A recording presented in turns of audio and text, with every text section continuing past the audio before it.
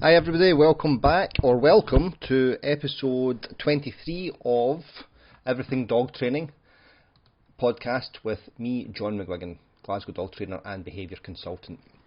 If you're brand new to the podcast, welcome. I'll tell you a little bit about myself. I'll not go on because a lot of you will be repeat listeners and you'll already know who I am. So my name's John. I run a dog training and behaviour consultancy business in Glasgow in Scotland. I've been doing this for 2009 is I think when I first started.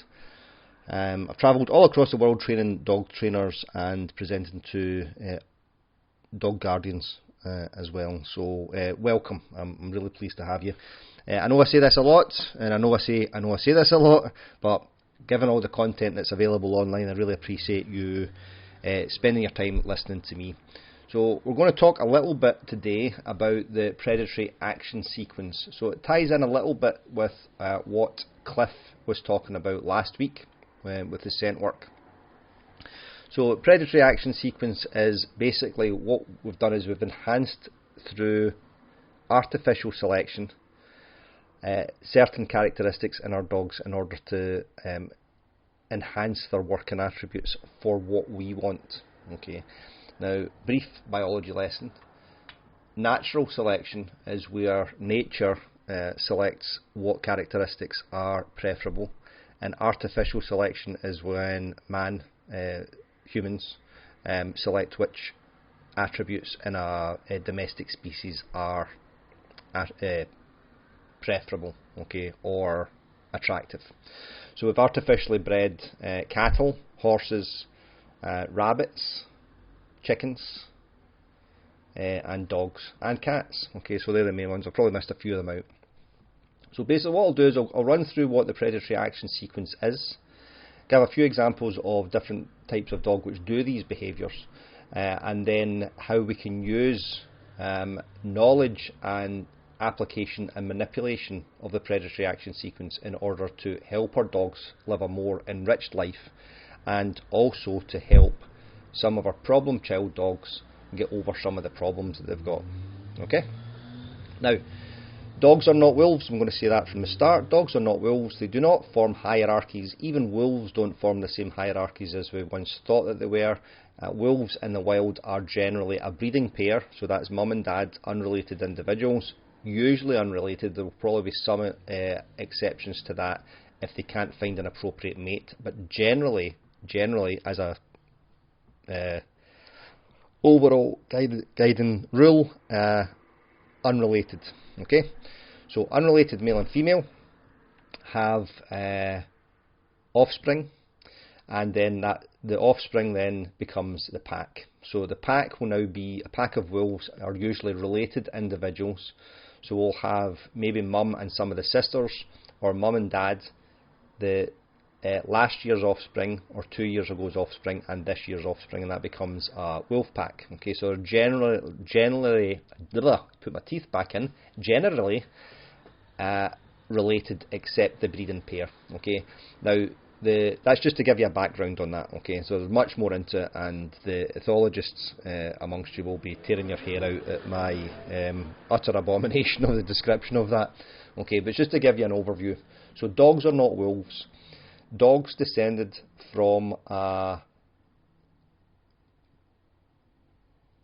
common ancestor to the current wolf. Okay, so we go back further along the evolutionary timeline. They didn't descend, as far as I know, okay, they didn't descend directly from wolves. They descended from an offshoot. So the wolves along the line of the evolutionary branch went one way and domestic dogs came the other. Okay. Now, when we first started, when we domesticated dogs, when dogs first started becoming domesticated, we then started realising that certain dogs, or certain of these proto dogs, would have attributes which we could use. Okay, and that all comes from how a wolf will hunt. Okay, so you've got migration first. Okay, so basically the wolf pack migrates from an area where they live to an area where the prey animals are. So let's talk for talking sake, let's call it, say it's reindeer or bison. Okay, so they have their kind of home base area, and they know through learning history and roaming the land where the prey are going to be. Okay, so where the hooved animals are going to be, so where the bison and the reindeer are going to be, elk, and they move towards there. So that's the migration part first. What they then do is they then scent and track, or track and trail. So that's using their nose, so finding particles, scent particles that the prey animals have left in the environment, and they use that in order to follow that scent trail to where they can then see them. Okay, we've then got the eye and stalk. Okay, so basically what they'll do is the wolf will then see the prey animal, and it can see them, and now they'll start stalking them. Okay, and that's the kind of creeping. You see lions do this as well, leopards to a degree, cheetahs will do it very briefly before they break into a chase. Okay, so that's stalking behaviour. Alright, you see border collies doing it, which we'll talk about in a minute. They then break into a chase.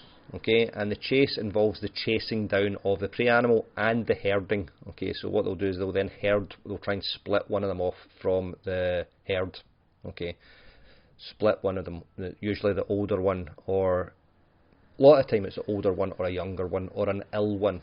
Okay, one that's unable to keep up with the rest of the herd. So they then split them off and further chase them down or herd them in order to further isolate them. They then grab them. Okay, so that's the grab bite, where they take a hold of them. They will hold on to them until they can get them onto the ground. Alright, and then there's a kill bite, which is the just as it sounds. Okay, and the wolf then kills the prey animal. They then possess it. Alright, so they're keeping a hold of it to ensure that other predators, for talking sake, a bear maybe, or an opposing wolf pack, can't come in and take it. So that's the possession or the guarding part of it. Okay, so they hold on to it. Alright, they then can carry it, so they might take it back to a safer place, which is also part of the possession. They then dissect it, which is pulling it apart. Okay, and they then consume it, or guard and consume it. Okay, so if they can't eat the whole thing at the same time, what they'll do is they'll then eat some of it, digest some of it, but they'll continue to guard that animal to make sure, the dead animal, in order to make sure that it doesn't get stolen by another predator or carrion feeder, and then they'll go back to it. Okay, so that's the overall. We've got the overall sequence. Okay, so I'll run through that again. We've got migration, scent, track and trail using the nose, eyeing and stalking, which is using the eyes, chasing and herding, which is just as it sounds, starting to use your legs, grab bite and the kill bite, which is using their mouth, possession, which is then using their mouth further and their whole body, dissecting, which is using their mouth again and their front paws, and then a consumption, which is then to eat it. Okay, so that's the overall pattern. So if we look at what our dogs have been bred for, so think of, just have a look at where your dog is just now. We'll go through a few of the common types rather than specific. We'll use a few specific examples, but we will look at the types of dogs.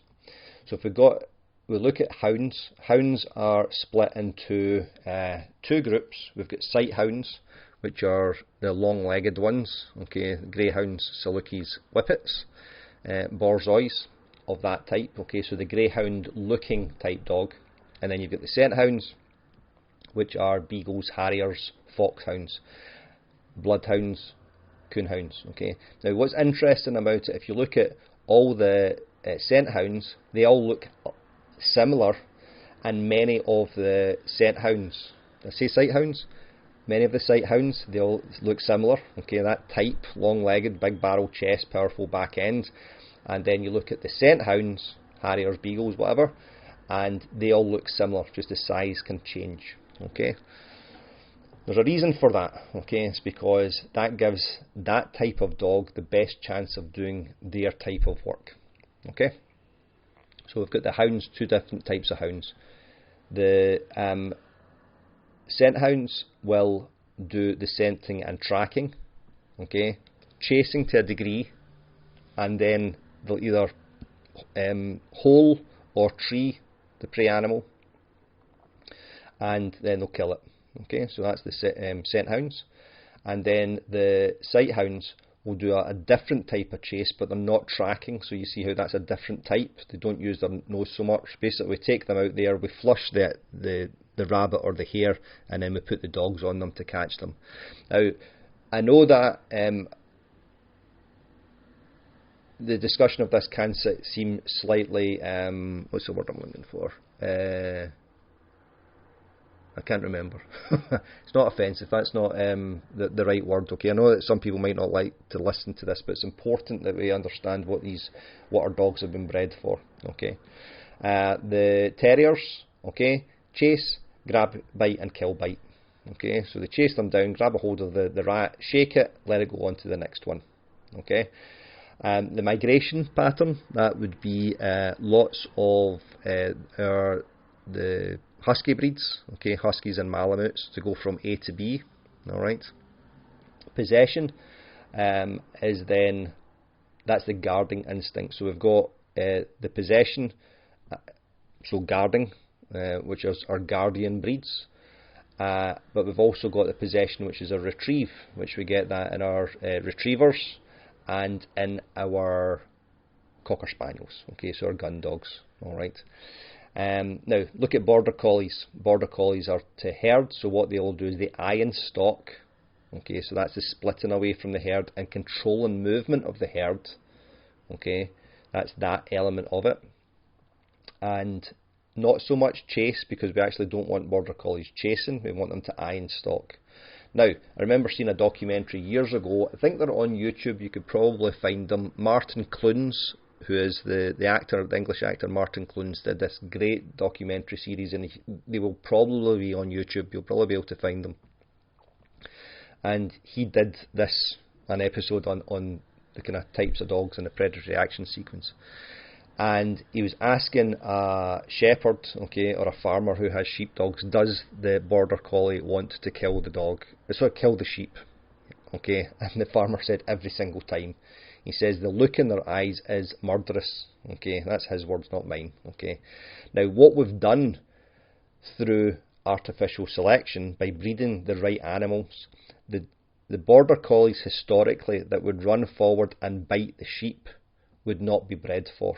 Okay, so we've arrested some of that, in some way. We've arrested those characteristics. So that doesn't mean that it doesn't want to, it just means that something in the dog's genetics, which is then further enhanced by training or experience learning, stops the dog from doing that. Okay? So chase behaviours and stalking behaviours, herding behaviours, this is why sometimes you see issues with border collies chasing and trying to herd cyclists, vehicles. Okay, white vans seems to be quite popular here for collies to want to herd, and joggers. Okay, so those are anything which is moving fast, and what the border collie is trying to do in that instance most often is actually trying to stop that fast moving wheeled object or the runner from moving. Okay, so it's not actually the chase that they're interested in. They use the chase to try and stop the animal, the cyclist or whatever, from moving. Okay, all right. Now, the possession part, let's look at that. So when we get retrievers, and we quite often get this, and people will say to me, the retriever won't give up the toy. Okay, and that's quite common, and it's because we've enhanced those possessive qualities. Go out and find that dead bird, okay, or the dead toy, and pick it up and bring it back, and we then need to train the dog to then let it go. And the easiest way to do that is by giving them another retrieve. Okay, one of the questions I ask a lot of people when I'm working with them before I start, or when I'm doing my initial consultation, is I say to them, will your dog play with a ball? Okay, now I ask my clients to take me literally when I ask them, but people, before they know and they know my style, okay, they'll just interpret what I mean by that. Now, a lot of time people will interpret that as, have you used a ball to play with your dog? Okay, now that's not the question I asked, and I'm not meaning to sound cheeky or sarcastic here, but the question I asked was, will your dog play with a ball? So that's a yes or no. Okay, now we can further examine that, okay, but that's a closed question, a yes or no answer. Alright, so one of the things I do very often with and the person then says to me, after I ask them, will your dog play with a ball? They say they don't give it back. Okay. Now, depending on the mood that I'm in, sometimes I say that's not the question I asked. Okay. Other times I just go, cool, that's fine. So when we take that dog out, dog plays with one ball, and then I bring out another, and I bring out the other and throw it up and down. The dog becomes interested in the moving ball that I've got, because it represents now that represents a live prey object. Okay, because most toys for dogs are just substitute for prey. Okay, the dog now goes, that one's moving, and the moving one is more exciting than the dead one that's in my mouth. And very often what happens is the dog will drop the ball, and then we can start the process of shaping the behaviour, so incremental movements towards the result that we want. Okay, so that's a super easy way to get your dog to drop a ball, is we just bring out another one and we play with the other ball. Okay, we can throw it backwards and forwards between our hands, we can throw it up and down in the air, or you can kick it along the ground and dribble it at your feet. If you're with somebody, you kick it backwards and forwards between the two.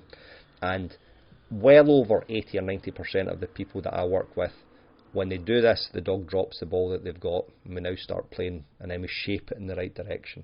Okay. Now, with going back to the border collies, that herding instinct, a really good game to play with your border collies, to play football with them. So rather than throwing the ball over and over and over again, which would represent the sheep escaping from the flock and running off, so the border collie now has to pelt out and get in front of them, and then start herding them back to the rest of them, which is what happens. That's what we do when we throw a ball repeatedly for a border collie. An easier way to do that would be to play football with the dog, and the dog is the goalie. Okay, and dog's the goalkeeper. So the easiest way for me to describe that at the most basic level is you dribble the ball. Okay, when the dog becomes interested, you kick the ball towards the dog, and the dog saves the ball. Okay, saves the goal. As they get better at it, you can now aim 2 feet either side, 2 or 3 feet, so a metre, 3 feet or a metre, half a metre either side of the dog, and the dog now has to move in order to save the ball. Okay, so that's a really good way to get your border collie into these herding games. Alright. Now, we've also got the retrievers, so we'll look at them. Okay, so the games that I generally play with retrievers, so with the retriever types, okay, golden retriever, Labradors, flat coats, is to retrieve a dead object. So the games that I play with those dogs train the dog to sit without restraint, okay, which we need to do. So can you work on a sit, stay, or a down, stay? And then we work on putting the toy, okay, so a dummy, a float, a ball, a frisbee, out into the environment. So we work on throwing that or placing it further away from the dog, and then we come back to the dog and send the retriever out to go and get the dead item. Okay, so if we look at what retrievers are built for, retrievers are built to collect dead items, dead birds mainly. Again, not to chase. So you see how with both the border collie and the golden retriever, giving them that chase repeatedly can now cause problems, because you're adrenalising the dog, and the dog now starts going, that's the game that I want to play, but it's actually not playing into their genetics. Now that's not to say that the dog doesn't like doing it, or that they won't do it. Okay, it's just examining or considering, can we play a different game which is better towards the dog's needs. Okay, now I'm going to very briefly pause on that. Lots of people will throw the ball, and your border collie or retriever will go and chase the ball and bring it back, and then they throw it again and chase the ball and bring it back. That's incredibly reinforcing for the human, and the reason why it's reinforcing for the human is because we get to see our dog in all their athletic beauty. Okay, our dog sprinting, for that ball and catching it. Okay, and we get these really nice photographs of the dog, you know, sprinting after the ball and catching the ball. Okay. A lot of the time, the dog is only collecting that because you're throwing it. It's not what potentially it's not what they like to do. They're doing it because we keep creating the environment where they have to. Okay. Now, years ago, this time of the year, when I was a student, I worked in summer camps in the Catskill Mountains in the US. I'm going to be super careful at qualifying what I'm going to say here. Okay, I am not comparing dogs to humans or dogs to humans with learning disabilities. What I'm saying here is that there are certain universal principles which apply to all species. Okay, because of the respect that I have for dogs and the respect I had for the campers who were adults with learning disabilities, that comparison I don't have an issue with. Okay, but some people start getting bent out of shape because they think that I'm comparing people with learning difficulties to dogs. That's not what I'm doing here. Okay, not at all.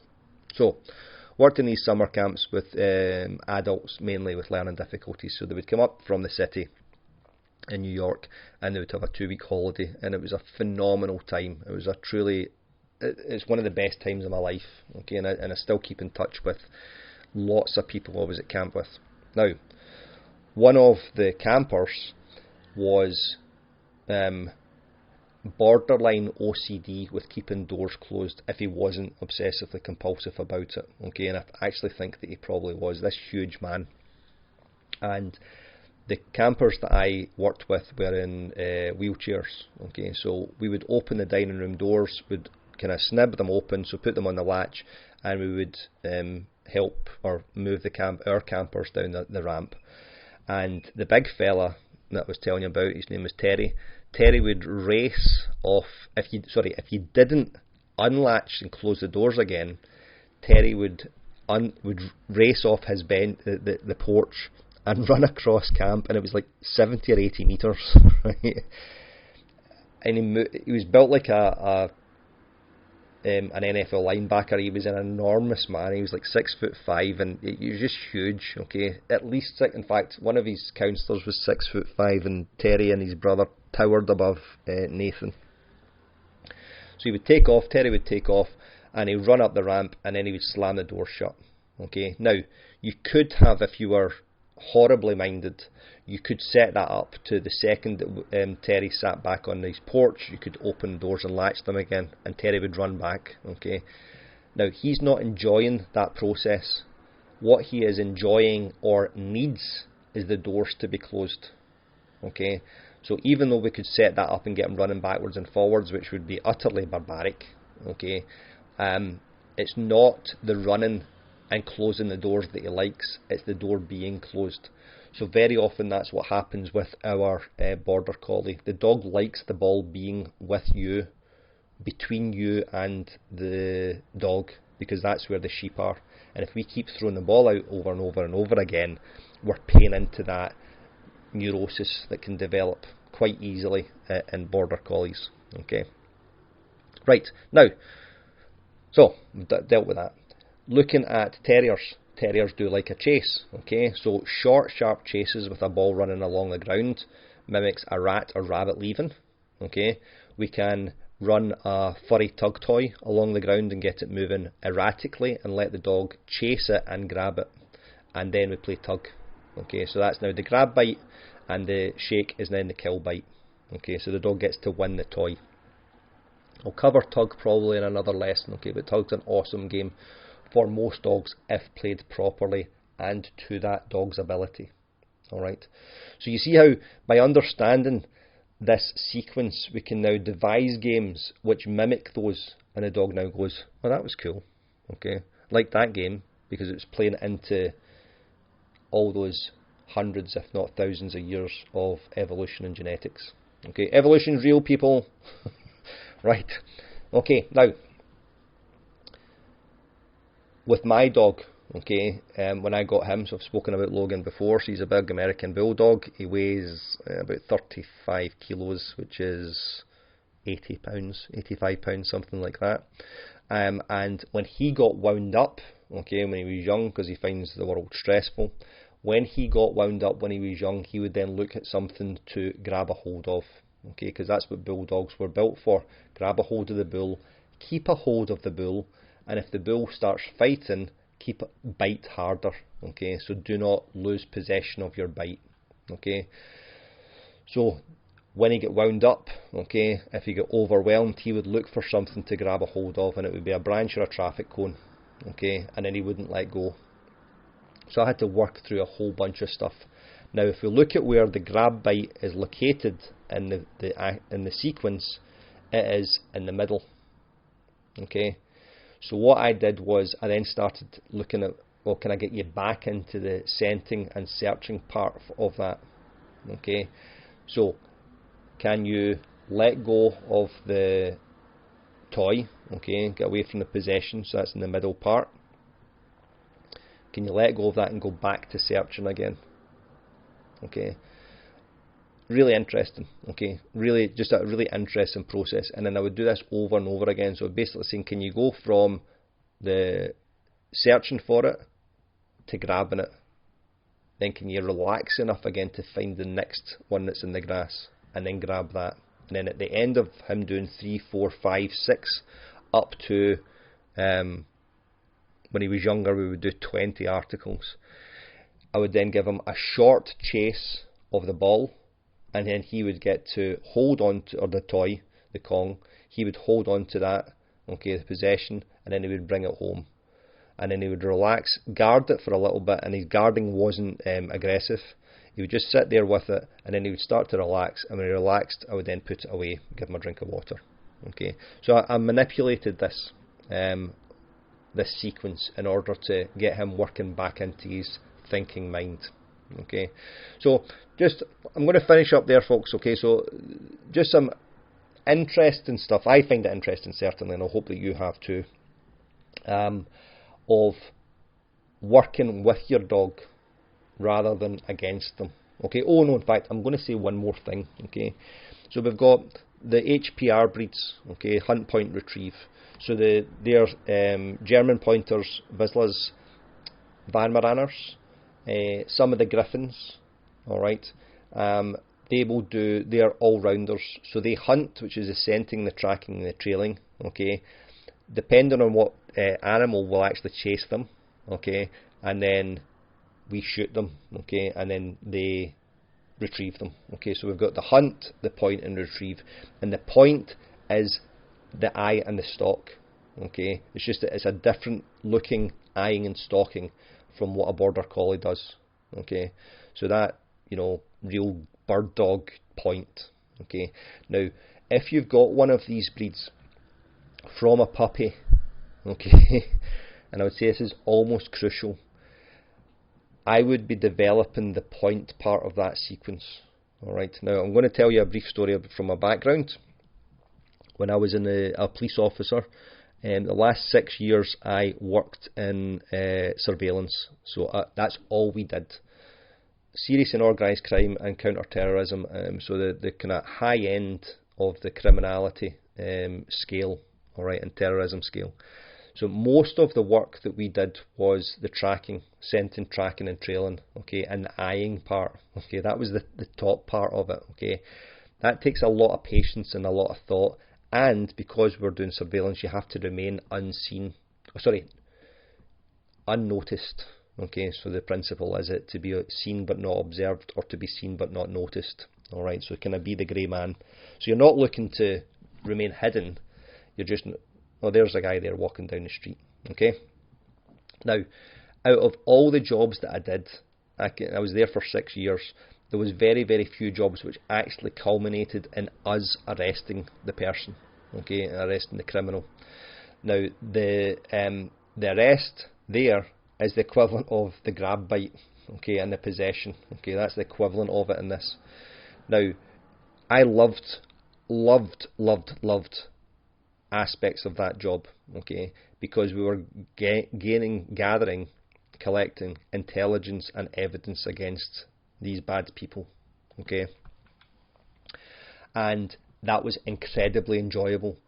When I was a young cop, Love the arrest. Okay, yep, get hands on them and get them handcuffed. Yep, brilliant, that's great. Especially a really good criminal body for housebreaking, which is burglary, okay, breaking into somebody's house, or a robbery, okay, or a serious assault. They were good apprehensions for you to get as a young cop, and lots of that was about the actual pinch, the nab, okay, the grab, the arrest, okay.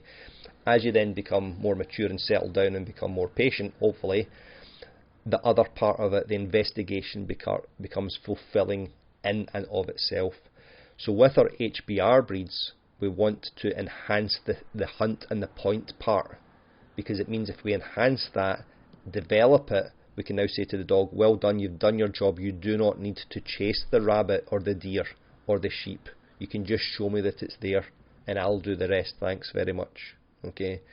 Worked with a young HPR breed recently. I was working with the guy and she pointed beautifully. We'd just taken her out, she was like 12 weeks old, and we walked her out and there was a crow standing and she pointed at the crow from about 25 metres. I said, pause there, tell her she's doing awesome and sit with her and breathe. Just keep watching her. Lovely, sweetheart, that's fantastic. Good girl. Yeah, you're awesome. Okay? And then she brings herself back out because she's got her need met. Okay, she pointed at the dog and she worked with us and we told her she was brilliant, and then we reinforced her and got on with the rest of her walk. The guy looked at me as if I was a complete alien. Okay, he looked at me and said, why are we doing this? And I says, because see, if you're not doing that, see in 6 months time you're going to be coming back to me, and it's because she's going to be chasing sheep and deer, okay, because of where they live. So when we get a type of dog or a breed of dog, we have to, for our dog's enrichment and welfare, have some sort of knowledge, and the deeper the knowledge that you've got, the better it is. Okay, so we'll finish there, folks. Don't know what the next topic will be, but I'll see you when I see you, or listen to you when you hear me. Any questions that you've got, any topics that you want me to cover, okay, again, if you're interested in coming on as a guest, if you've got something interesting to say about dogs, ping me an email, info@glasgowdogtrainer.co.uk. Much love to you, catch you next time.